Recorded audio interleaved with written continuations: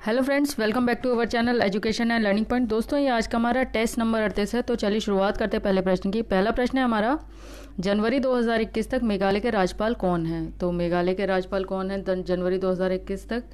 तो वो हैं Satpal Malik. Option A is correct. अगला प्रश्न है हमारा, प्रश्न संख्या है 2। निम्नलिखित में से किस शहर में 2021 में इंडिया इंटरनेशनल साइंस फेस्टिवल आयोजित किया गया था? तो निम्नलिखित में से किस शहर में 2021 में इंडिया इंटरनेशनल साइंस फेस्टिवल आयोजित किया गया था? तो वो आयोजित किया गया था गोवा में, यानी गोवा का जो पणजी है वहाँ पर आयोजित किया गया था। और जो 2020 में किया गया था आयोजित, तो वो वर्चुअली किया गया था, वीडियो कॉन्फ्रेंस के माध्यम से। पीएम मोदी ने उसका उद्घाटन किया था, पीएम मोदी ने 2020 में। और जो 2021 में हुआ था ये पणजी में हुआ था, गोवा के पणजी में। अगला प्रश्न हमारा, प्रश्न संख्या है 3। आय और रोजगार सिद्धांत अर्थशास्त्र की किस शाखा का दूसरा नाम है? तो आय और रोजगार सिद्धांत अर्थशास्त्र की किस शाखा का दूसरा नाम है? तो वो है macro economics. Option D is correct. अगला प्रश्न हमारा, प्रश्न संख्या है 4। भारत के संविधान के भाग 4A अनुच्छेद 51A में कितने मौलिक कर्तव्य निर्धारित किए गए हैं? तो कितने भाग 4A में कितने और 51A में कितने मौलिक कर्तव्य निर्धारित किए गए हैं? भाग 4A के अनुच्छेद 51A में कितने मौलिक कर्तव्य निर्धारित किए हैं? तो वो किए गए हैं 11 मौलिक कर्तव्य जो हैं वो 11 निर्धारित किए गए हैं। अगला प्रश्न है, प्रश्न संख्या है हमारी 5। मालविकाग्निमित्रम के लेखक कौन है? मालविकाग्निमित्रम के लेखक जो है वो कौन है? वो है Kalidas. Option A is correct. अगला प्रश्न, प्रश्न संख्या है 6। थायमीन की कमी से होता है। थायमीन की कमी से क्या होता है? तो वो होता है बेरी बेरी रोग, जो कि beriberi. Option C is correct. जो बेरी बेरी होता है ये किसकी कमी को होता है? ये विटामिन B1 की कमी से होता है बेरी बेरी रोग। और जो हमारा रिकेट्स होता है ये किसकी कमी से होता है? ये विटामिन D की कमी से होता है। पेलाग्रा जो होता है ये किसकी कमी से होता है? ये होता है नियासिन की कमी से। नियासिन यानी कि B3 जिसका रासायनिक नाम है। और स्कर्वी जो होता है ये किसकी कमी से होता है? ये विटामिन C की कमी से स्कर्वी रोग हो जाता है, जिससे स्किन प्रॉब्लम्स ज़्यादा होती हैं। अगला प्रश्न है हमारा, इसका जो आंसर है option C is correct, beriberi. और अगला प्रश्न हमारा, प्रश्न संख्या है 7। मटकी निम्नलिखित में से किस, ये माफ़ कीजिएगा ये किस नहीं है, यहाँ पे होना किस राज्य का लोक नृत्य है? मटकी निम्नलिखित में से किस राज्य का लोकप्रिय लोक नृत्य है? तो वो लोक नृत्य है मध्य प्रदेश का। Option A is correct. ये जो मटकी नृत्य है ये इसमें क्या होता है कि महिलाएं जो होती हैं वो अपने सर के ऊपर 1 2 3 4 मटकियाँ लेकर नृत्य करती हैं। तो ये मटकी नृत्य हो गया, ये मध्य प्रदेश का लोकप्रिय नृत्य है। अगला प्रश्न हमारा, प्रश्न संख्या है 8। दृष्टिबाधित लोगों को नए नोटों की पहचान करने में मदद करने के लिए आरबीआई द्वारा कौन सा एप्लीकेशन लॉन्च किया गया था? दृष्टिबाधित जो लोग होते हैं उनको नए नोटों की पहचान के लिए आरबीआई द्वारा एक ऐप लॉन्च किया गया। तो वो कौन सा ऐप लॉन्च किया गया जिससे उन लोगों, दृष्टिबाधित जो भी लोग हैं उनको इस ऐप मतलब नोट की जानकारी हो कि कौन सा नोट है? तो वो ऐप लॉन्च किया गया है मनी ऐप जो है ये क्या है, इससे क्या होगा? मनी ऐप में क्या होगा कि ये जो इसमें जो कैमरा होगा ये नोट को स्कैन करेगा और ये ऑडियो में हिंदी और अंग्रेजी दोनों ही भाषाओं में ये नोट की जानकारी देगा, उसके मूल्य की जानकारी देगा कि कितने रुपए का नोट है ये। तो इसमें ये है कि इसमें बस ये एक आरबीआई ने ये भी बताया है इसमें कि ये नकली है नोट या असली नोट है, ये उसकी जानकारी नहीं देगा, ये बस इस बात की जानकारी देगा कि कितने रुपए का मूल्य का ये नोट है। तो ये इससे जो लोग सक्षम नहीं हैं देख पाने में, तो उनके लिए आसानी हो जाएगी इस ऐप के ज़रिए। तो इसका जो आंसर है option B is correct, money app. अगला प्रश्न हमारा, प्रश्न संख्या है 9। निम्नलिखित में से कौन सा लक्षद्वीप का एक लोकप्रिय नृत्य है? लोकप्रिय नृत्य जो है वो लक्षद्वीप का कौन सा है? वो है कोलकली जो नृत्य है वो लोकप्रिय नृत्य है लक्षद्वीप का। और ये कचिपुड़ी जो नृत्य है ये कहाँ का नृत्य है? ये कहाँ का डांस है? ये है आंध्र प्रदेश का। जो कथक है ये नॉर्थ इंडिया का है, नॉर्थ इंडिया यानी कि उत्तर भारत का ये उत्तर भारत से इसकी उत्पत्ति हुई है कथक की। और जो कोली है ये कहाँ का नृत्य है? कोली जो है ये महाराष्ट्र का लोकप्रिय नृत्य है? महाराष्ट्र राज्य का लोकप्रिय नृत्य है कोली। तो जो हमारा इसका आंसर है वो है कोलकली, जो कि लक्षद्वीप का लोकप्रिय नृत्य है। अगला प्रश्न है, प्रश्न संख्या हमारी 10। 2019 में किस स्टेडियम का नाम बदलकर अरुण जेटली स्टेडियम कर दिया गया? तो वो किस स्टेडियम का नाम बदलकर अरुण जेटली स्टेडियम कर दिया? वो किया गया फिरोजशाह कोटला स्टेडियम। फिरोजशाह कोटला स्टेडियम का नाम बदलकर अरुण जेटली स्टेडियम कर दिया गया। अगला प्रश्न है, प्रश्न संख्या है 11। भारत का पहला 3D स्मार्ट ट्रैफिक सिग्नल किस शहर में लॉन्च किया गया था? तो वो किस शहर में लॉन्च किया गया था 3D स्मार्ट ट्रैफिक सिग्नल? तो वो किया गया मोहाली में लॉन्च किया गया। ये मोहाली में, ये जो भारत का पहला 3D ट्रैफिक सिग्नल जो है, स्मार्ट ट्रैफिक सिग्नल है, ये वायरलेस सिस्टम पर आधारित है। वायरलेस जो सिस्टम है उस पर आधारित है। ये 3D सिस्टम जो है वायरलेस सिस्टम पर आधारित है। और 3D smart traffic signal smart word की आंख के साथ ट्रैफिक सिग्नल को नियंत्रित करेगा। तो इसका जो आंसर है option B is correct. Mohali में शुरुआत की गई इस ट्रैफिक सिग्नल की। अगला प्रश्न है हमारा, प्रश्न संख्या है 12।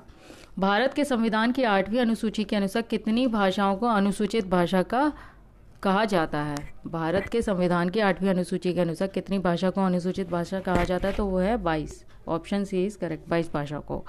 अगला प्रश्न है, सी विजिल नामक मोबाइल ऐप किसके द्वारा लॉन्च किया गया था? सी विजिल जो मोबाइल ऐप है वो किसके द्वारा लॉन्च किया? आपने इसके बारे में शायद सुना भी होगा, अभी रिसेंटली इलेक्शंस हुए थे तो इसमें इसका बड़ा चर्चा हुई थी इसके।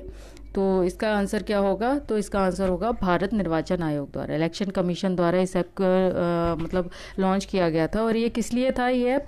ये था जहाँ भी चुनाव होता है ना, तो ये ऐप वहीं पर काम करता है और ये काफ़ी यूज़र फ्रेंडली ऐप है। इसे आप गूगल के प्ले स्टोर से भी डाउनलोड कर सकते हैं, प्ले स्टोर से भी इसको डाउनलोड कर सकते हैं। इस ऐप की मदद से जहाँ भी चुनाव के नियमों का उल्लंघन हो रहा हो, वहाँ आप प्रूफ के तौर पर वीडियो इमेज को डाउनलोड मतलब फ़ोटो कैप्चर करके या वीडियो बनाकर इस पर इमेज के फॉर्म में आप चुनाव आयोग को सीधा भेज सकते थे। और जहाँ भी होते थे आप, वह लोकेशन आपको इसमें चालू रखनी होती थी बस, ताकि चुनाव आयोग को जगह का जो पता है वो आसानी से लग सके। ये इसलिए बनाया गया था। सी विजिल ऐप जो है ये इलेक्शन से संबंधित है, जहाँ पर भी चुनाव का उल्लंघन हो ये वहाँ पर काम करता था। और इसमें आपको लोकेशन ऑन रखनी होती थी, जिससे आप कोई भी वीडियो जहाँ पर चुनाव का उल्लंघन हो, आप कोई वीडियो बनाकर भेजें या कोई फ़ोटो कैप्चर करके भेजें वहाँ पर, तो आपकी लोकेशन का पता वो आसानी से लगा सकें।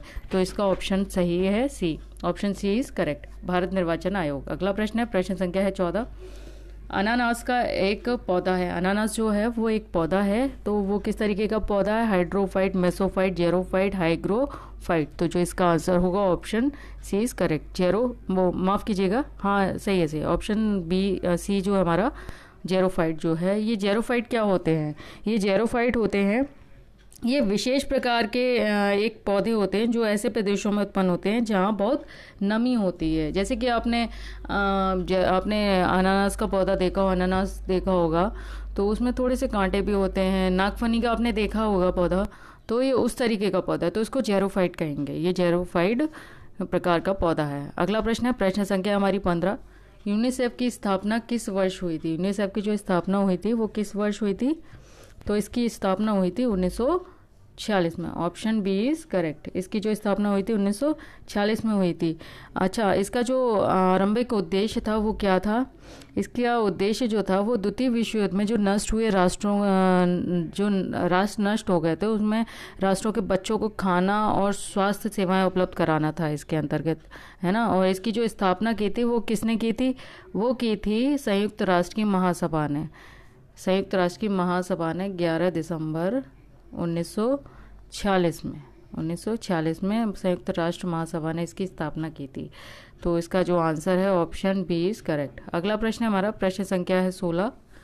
अंतर्राष्ट्रीय ओजोन दिवस कब मनाया जाता है? अंतर्राष्ट्रीय जो इंटरनेशनल जो ओजोन डे है वो कब मनाया जाता है? वो मनाया जाता है हमारा 16 सितंबर को।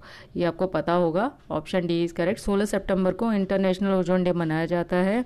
और इसको 16 सितंबर 1987 को संयुक्त राष्ट्र और 45 ये जो ओजोन दिवस है इसका रीज़न क्या था मनाने का? इसमें 16 सितंबर 1987 को संयुक्त राष्ट्र और 45 जो राज्य थे, वो 45 माफ़ कीजिएगा देश, 45 देश जो थे, उन्होंने ओजोन परत को ख़त्म करने वाले जो पदार्थ थे उन पर एक मॉन्ट्रियल प्रोटोकॉल पर हस्ताक्षर किया था, है ना। तो इसमें जो एक लक्ष्य था उसका, वो क्या था? वो लक्ष्य ये था कि ओजोन परत की कमी के लिए ओजोन परत की कमी के लिए जिम्मेदार पदार्थों को उत्पादन कम करके ओजोन परत की रक्षा करना है। तो ये इसके अंदर जो था एक मेन जो लक्ष्य था वो ये था कि जो ओजोन परत की कमी के लिए जिम्मेदार पदार्थों के उत्पादन को कम करके ओजोन परत की रक्षा करना है। पहली बार ओजोन दिवस कब मनाया गया था? वो मनाया गया था 16 सितंबर 1995 को मनाया गया था। पहली बार ओजोन दिवस जो मनाया था 16 सितंबर 1995 को मनाया गया था। तो जो इसका आंसर है ऑप्शन डी इज करेक्ट, 16 सितंबर। अगला प्रश्न है, प्रश्न संख्या है हमारी 17। जनवरी 2020 में किस देश ने सूखे के कारण ऊँटों को मारने का आदेश दिया था? तो जनवरी 2020 में किस देश ने सूखे के कारण ऊँटों को मारने का आदेश दिया था? तो वो आदेश दिया था किस देश ने? वो दिया था ऑस्ट्रेलिया ने आदेश दिया था। और इसका रीज़न क्या था कि वहाँ की जो जंगली ऊँटों की जो प्रबंधन योजना है, राष्ट्रीय कीट ऊँट प्रबंधन योजना का दावा ये था कि जंगली ऊँटों की जो संख्या है वो हर साल, आबादी जो है उनकी, वो हर 9 साल में दुगना हो जाती है। हर 9 साल में दुगना हो जाती है ये जंगली ऊँटों की आबादी। और ये इनका मानना है, इनका दावा ये भी है कि जंगली ऊँट जो है वो अधिक पानी पीते हैं और इस वजह से इन जंगली ऊँट को मारने का फैसला किया गया था। ये एक रीज़न था इसका, इन लोगों को मारने का, जंगली ऊँटों को। तो इसका जो आंसर है ऑप्शन ए इज़ करेक्ट। अगला प्रश्न है, प्रश्न संख्या हमारी 18। केंद्र शासित प्रदेश लद्दाख में कुल कितने ज़िले हैं? लद्दाख में कितने ज़िले हैं? तो वो हैं, बताइए क्या आंसर होगा इसका? इसका आंसर होगा ऑप्शन ए इज करेक्ट, 2 जिले हैं। पहला कौन सा है? पहला है हमारा कारगिल और दूसरा कौन सा है? लेह। पहला कारगिल डिस्ट्रिक्ट और दूसरा लेह डिस्ट्रिक्ट। तो हमारे जो लद्दाख में जो कुल कितने ज़िले हैं वो 2 हैं, कारगिल डिस्ट्रिक्ट और लेह डिस्ट्रिक्ट। अगला प्रश्न है, प्रश्न संख्या है 19। संपत्ति के अधिकार को मौलिक अधिकारों की सूची से कब हटाया गया? ये माफ़ कीजिएगा, कब नहीं है, ये कब है। ये मिसप्रिंट हो जाता है थोड़ा सा, इसको आप थोड़ा सा ध्यान में रखा करें। संपत्ति के अधिकार को मौलिक अधिकारों की सूची में कब हटाया गया? तो ये कब हटाया गया मौलिक अधिकारों की सूची से? तो ये हटाया गया 1978 में। और जो कि संपत्ति का जो अधिकार है, तो संपत्ति का अधिकार ये कैसा अधिकार है? ये मौलिक अधिकार तो है नहीं, ये हो गया हमारा वैधिक अधिकार है संपत्ति का अधिकार। और ये अब जो संपत्ति का एक अधिकार है वो आर्टिकल 300A के तहत भी है, जिसमें क्या होता है कि किसी भी व्यक्ति को उसकी संपत्ति से वंचित नहीं किया जाना। ये आर्टिकल 300A के तहत आता है। और ये जो मौलिक अधिकारों की सूची से इसको हटाया गया 1978 में, जो कि अब मौलिक अधिकार ना हो करके वैधिक अधिकार है। अगला प्रश्न हमारा, प्रश्न संख्या है 20। भारतीय सुधार संघ का गठन कब हुआ था? भारतीय सुधार संघ का गठन कब हुआ था? तो इसका क्या आंसर होगा? इसका आंसर होगा हमारा 1870 में हुआ था। 1870 में भारतीय सुधार संघ का गठन हुआ था। दोस्तों, आज के प्रश्नों की श्रृंखला हमारी यहीं पर समाप्त हुई। और जो क्वेश्चन ऑफ द डे है इसका आंसर आपको कमेंट सेक्शन में देना है। क्वेश्चन ऑफ द डे है, उत्तर प्रदेश सरकार ने मथुरा के गोवर्धन तहसील स्थित महाकवि सूरदास की कर्मस्थली के वर्तमान नाम महमूदपुर को बदलकर क्या किया 8 अप्रैल 2021 को। तो इसका आंसर आपको कमेंट सेक्शन में ज़रूर देना है। मिलते हैं अगले सेशन में, तब तक के लिए नमस्कार।